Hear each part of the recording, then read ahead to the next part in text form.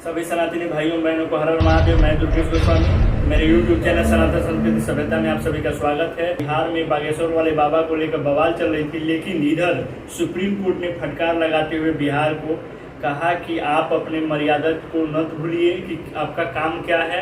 आप केंद्र के सरकार के जो केंद्र सरकार का निर्णय होता है वो आप अपने आप से कैसे ले सकते हो। हम बात कर रहे हैं जातीय जनगणना पे बिहार की, जो सुप्रीम कोर्ट ने फटकार लगाते हुए आज बोला है और सख्त निर्देश भी दिया है कि जो उच्च न्यायालय यानी पटना हाई कोर्ट जो है वो जो निर्देश देगा वही सर्वोपरि होगा। और 13 जून तक आप इंतजार कीजिए, जब 13 जून को फैसला सुनाएगी कोर्ट तो उसके हिसाब से फिर आप काम कीजिए। और दूसरी चीज, आप अपने मन से जातीय जनगणना कैसे करा सकते हो? किसी का कोर्ट का इजाजत था तो इन्होंने कहा कि नहीं, सुप्रीम कोर्ट ने आदेश नहीं दिया, केंद्र सरकार ने आदेश नहीं दिया और हाई कोर्ट ने, आपका उच्च न्यायालय हाई कोर्ट पटना जब निर्देश नहीं दिया था आदेश की आप जातीय जनगणना कराइए, तो आप फिर अपने मन से कैसे जातीय जनगणना करा लिए? अब यहाँ उनके जो बिहार सरकार के वकील हैं वो उनकी बोलती बंद हो गई और सरकार को इस पर जवाबदेही देने के लिए सुप्रीम कोर्ट बोली है कि आपको 13 जून की जो सुनवाई होगा हाई कोर्ट में पटना में, उसमें ये भी जवाब देना होगा कि आप किसके इजाजत से ये जातीय जनगणना कराना शुरू किए। ये तो केंद्र सरकार के काम है ना। उसमें नीतीश कुमार बयान देते हुए उसके पहले हाई कोर्ट जब रोका था इसमें, तो हाई कोर्ट के जवाब देते हुए इन्होंने मीडिया के सामने बोला था नीतीश जी ने कि 1926 में भी जातीय जनगणना हुआ था। अरे भाई, तो 1926 में हुआ था तो अंग्रेज की शासन थी भारत में, अंग्रेज राज करते थे भारत में। अंग्रेजों ने कराया 1926 में जातीय जनगणना। 1926 बार 3 बार बोल चुके हैं, आप याद कर लीजिए कि 1926। अगर कोई नेता और या ऐसे बरगला रहा है कि नहीं इससे पहले हो चुका है, तो भाई बताओ कब हो चुका है? 1926 में हुआ था, जिसमें हमारा देश आज़ाद नहीं था, वहाँ ब्रिटिश सरकार की हुकूमत थी और ब्रिटिश सरकार ही बांटी थी। दलित आज जो वगैरह वगैरह चिल्ला रहे हो, ये ब्रिटिश सरकार का ही कारनामा है। और आज के दौर में ब्राह्मणों पे थापा जा रहा है कि नहीं ब्राह्मणों ने ये ऐसे बांटे थे, ऐसा कुछ नहीं है।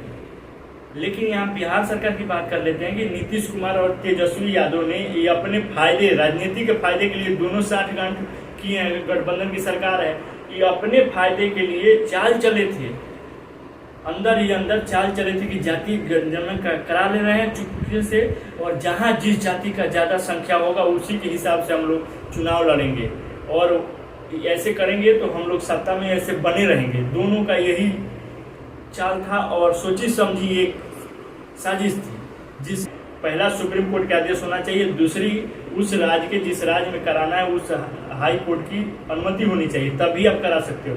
लेकिन यहाँ किसी का अनुमति नहीं था और ये अपने मन से दोनों चाचे भतीजा ने चाल चला था और बिहार के लोगों से इतने बड़ी गद्दारी कर रहे थे, जातीय जनगणना करा के और जाति जाति में लड़ाने के काम करते और बांटने के काम कर रहे थे। और ये इनको तो फायदा है ही मुस्लिम वोट से। भाई, मुस्लिमों के लिए दोनों टोपी पहनते हैं जालीदार, लेकिन ये भगवा कलर कह दीजिए या चंदन लगाने के कह दीजिए तो नहीं करेंगे। वहीं बाबा बागेश्वर वाले पटना में गए थे, 5 दिन रहे, लेकिन दोनों मंत्रियों के पास लेटर गया था, आमंत्रण पत्र गया था, लेकिन दोनों ने इनकार कर दिया, क्योंकि ये जानते थे कि अगर बागेश्वर वाले बाबा के एथी में जाते हैं दरबार में तो हमारा मुस्लिम वोट बैंक खसकने का डर है। इस डर से दोनों आदमी नहीं गया।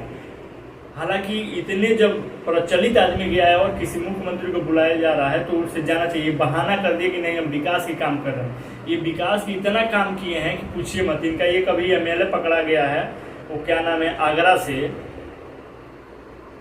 आरा से पकड़ा गया है, आरा जिला से। उसमें वो मंत्री इतना बड़ा महल बनाया है कि हमें लग रहा है उतना VIP किसी शायद मंत्री या संसद का नहीं होगा भवन, जितना उसका भवन भव्य है। तो यही तो विकास हो रहा है।